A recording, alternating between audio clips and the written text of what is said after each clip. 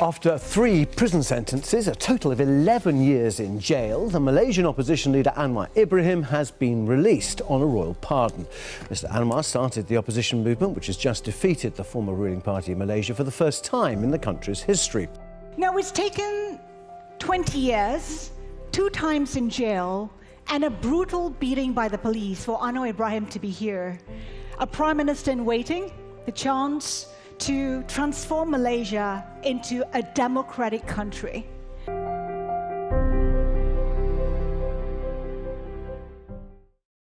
Assalamualaikum warahmatullahi wabarakatuh dan salam sejahtera. Saya ingin menyatakan penghargaan saya kepada Ilham Habibi dan penganjur Indonesian Economic Forum dan mohon maaf kerana tidak dapat kesempatan untuk bersama dan ada jadual yang terpaksa saya penuhi.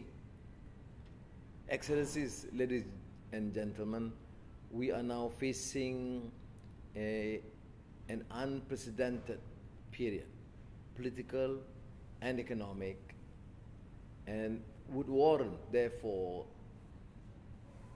new ingenious measures to tackle the new challenges. I would begin by suggesting a stated fact that ASEAN has the strength, the 6th economic power, and it has to be fully utilized. We have had a great history of achievement in containing internal fractious squabbles. We have seen the vibrancy of ASEAN,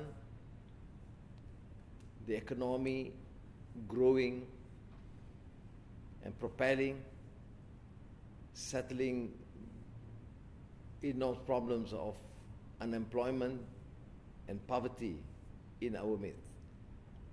But ASEAN is yet to fulfill a major agenda, the economic trade agenda. And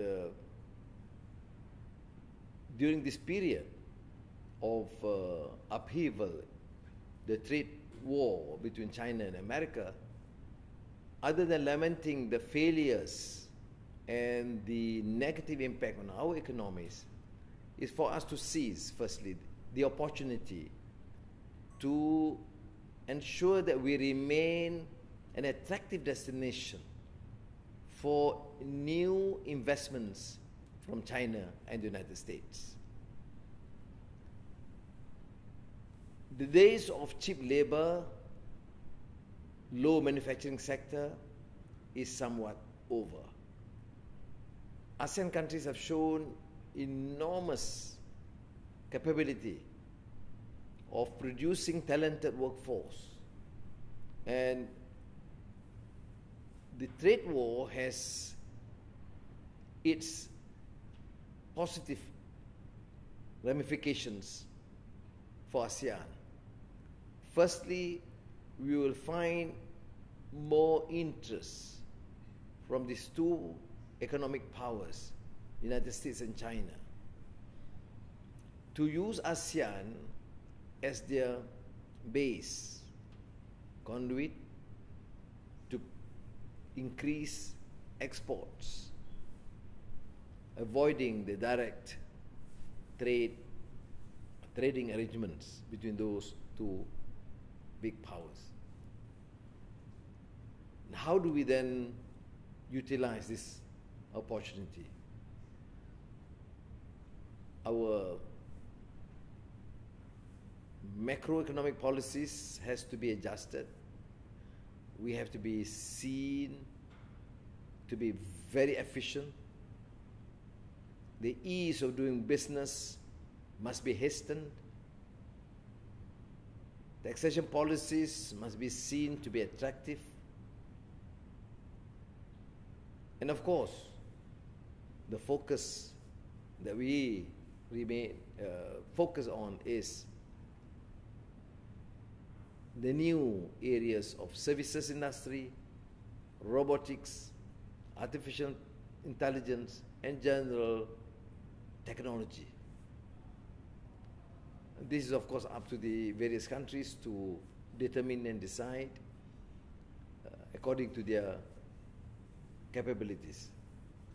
But what I would urge is for ASEAN leaders to refocus from regional strategic considerations, which may still be relevant, particularly in the South China Sea, but economy remains fundamental.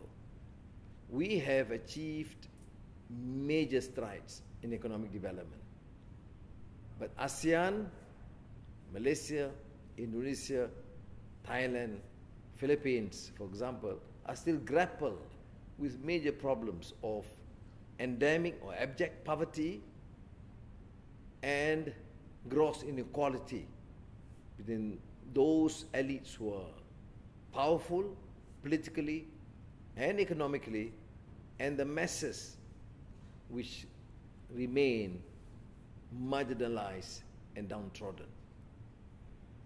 From the great works of Piketty or Stiglitz or earlier political economists like John Rawls, we have been told that a purely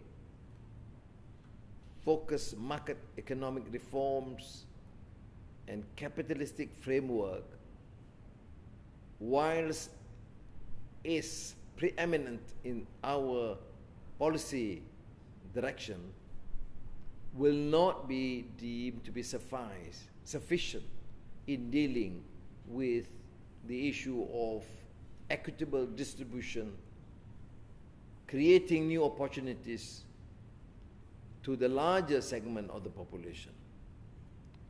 So training and entrepreneurial skills must be revived and further enhanced. We talk about Industrial Revolution 4.0 with a special focus on digital revolution. And I, in Malaysia, for example, is focusing on what I term as digital native agenda. How we could galvanize our resources to refocus on what is deemed to be strategic and critical in advancing our economies. Because through this new approach, then we can utilize the expertise and resources in agriculture, in industry, in education, in training, in the services sector through digital native agenda. It is native because it is not totally dependent on the expertise of foreigners, because it is timed through skills and entrepreneurship that we create new opportunities for the younger, intelligent workforce to venture into this competitive period. And the competitive advantage will finally rest upon countries that move beyond the normal focus that's being prevalent, that has allowed us to succeed in many ways. So, Excellencies, ladies and gentlemen, given this scenario where there is newfound freedom, new engagements, and a society that is craving for change and reform,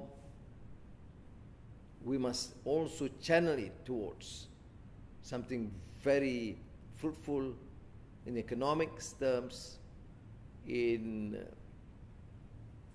new arena of investment and economic activities.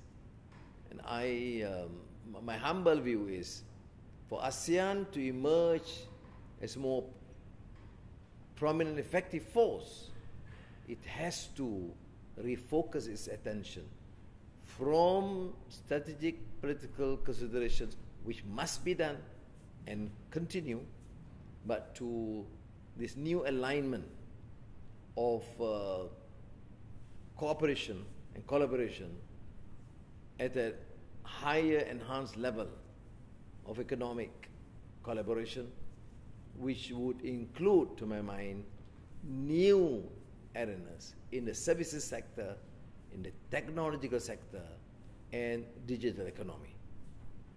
Excellencies, ladies and gentlemen, as I've said, these are unprecedented, critical times that would demand ASEAN countries to take new, bold measures to deal with these challenges. We will not ignore the importance of strategic political arrangements that has been a major area of success, except for the South China Sea. But in the economic realm, we will have to do much more to attract the interests of other countries, particularly China and the United States. But for us, is not going back to the old ways of doing business. We have to refocus our attention on the new up-end manufacturing sector, technology, and also services industry.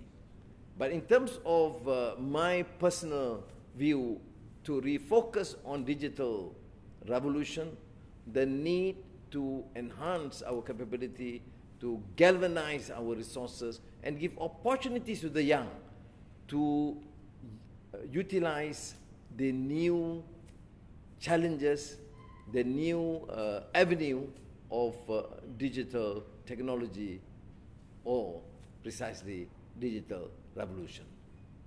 I would like to take this opportunity to thank again our colleagues and congratulate them for this great endeavor. Terima kasih. Wassalamualaikum.